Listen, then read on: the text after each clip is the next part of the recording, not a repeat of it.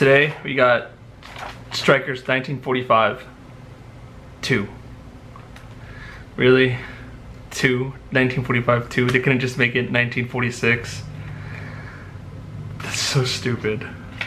Strikers, the first one, Strikers 1945, was a good game. It was short and simple and to the point. I already did a review on it and I highly recommended it. The only thing that it lacked was really good music, but other than that it was a perfect 10 out of 10 for me, besides, you know, the music lacking. Strikers 1945 2 is double the price of what Strikers 1945 is. It goes around for 80 plus. And as of right now, I'm just gonna get it out the way. Yes, it is completely worth the $80. While the music isn't that great, it's a huge leap forward compared to the first Strikers 1945. They didn't really change that much in Strikers 1945 2.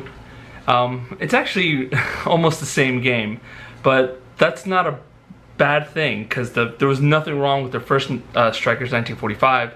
The only thing, like I said, it lacked was the music. Everything else was fucking perfect. It was a great game. So while really being a second version of Strikers 1945, some wouldn't think it's worth the price point of $80 compared to the Strikers 1945 being at $40. But I disagree. There's been one major change. Well, actually, there's been two major changes in the game. The two changes are really well thought out. What they did is they made you play the game a little differently than what Strikers 1945 played as, or really what any vertical shooter played as at the time, or any shmup at the time played. I'll explain it in the video. I think it's pretty clever what they did and how they went about it.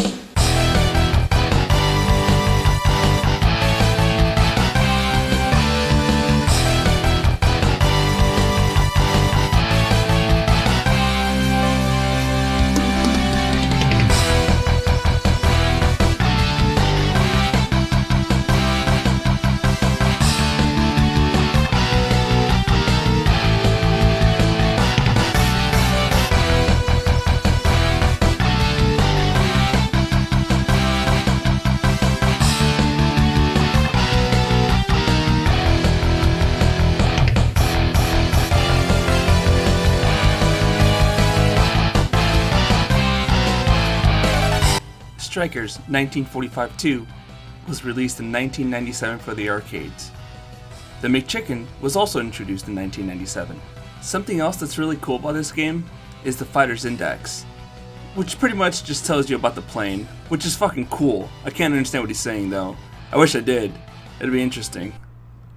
奇抜なスタイルにもかかわらず、その性能の高さから大量生産された機体である。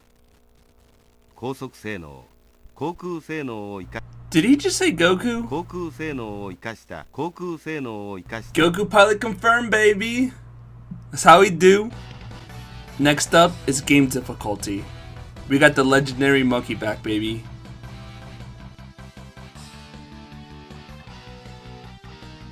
Next up, option.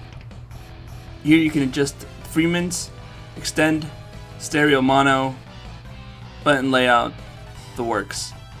And then followed by the ranking. Alright, let's just start the game.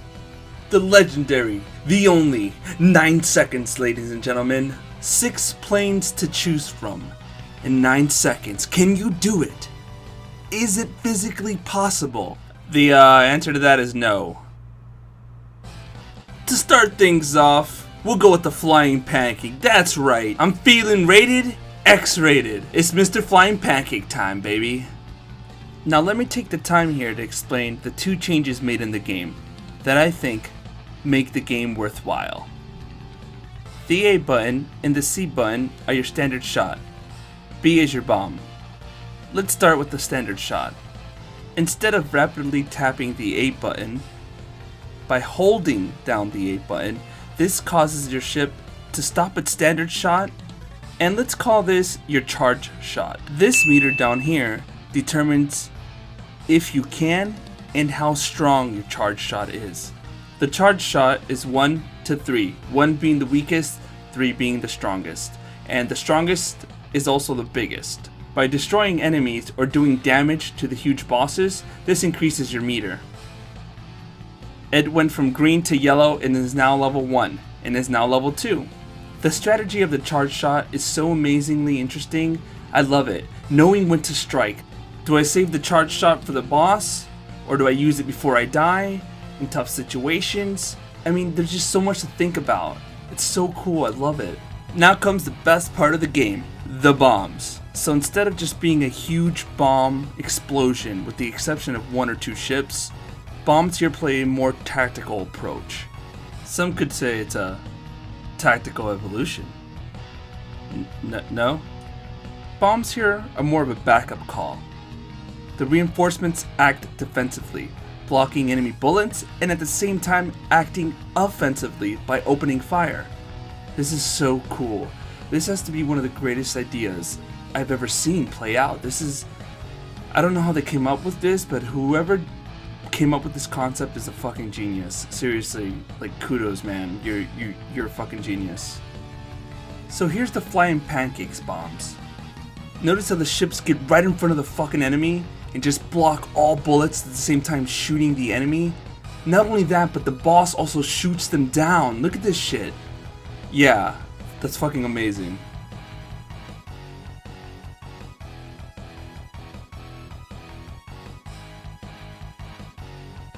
Okay, next up I'll be trying the Hayata, however the fuck it's pronounced. And once again, the first few stages are always different.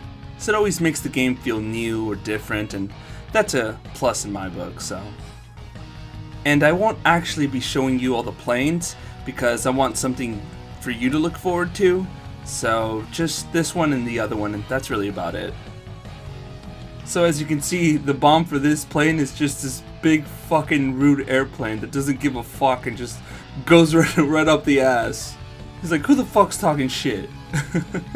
Look at he's just so rude. I love it. So bombs overall aren't really your saving grace here. The be all end all, and I really enjoy that. So you can't just hit the bomb button and blow everything up and be like, yeah, I'm fucking good. It's like, no. You're not good. You're gonna get saved here for a few seconds, but you're not gonna kill everything, and you're not gonna be invincible. So the charge shot and the bombs are really the two big different things that really make this game not the same as the first one, Strikers 1945. And to me, that's why this game is worth $80, because it just plays so differently and so well, and just really makes you think overall. You can't just bomb this, bomb that, power up all the way and destroy everything. No, you just can't do that, and it just adds a lot of replay value because you're gonna get your ass whooped. A lot. So the standard shot for this ship is pretty interesting. The more power up icons you collect increases your standard shot, and this one sends out funnels that won't leave until everything on the screen is destroyed, which is really cool. Its charge shot is locking 2 extra funnels in place. So in combination with your tactical bombs, your standard funnels, and the charge funnels, yeah, this ship packs a fucking punch. And you gotta give it up for the bosses, man. The motherfucking Transformers return. Look at this shit. Yeah. Fuck yeah. That's what I want in a game right there. That's all I need right there. Give me big planes, big power-ups, big colors. I'm good. Look at this shit. You tell me this isn't worth $80? Look at the screen right now. Yeah, that's $80 right there. Well worth it. Recommending picking up this game right now after this video. If you have $80 laying around and you don't know what the fuck to pick up, this is your next pickup right here.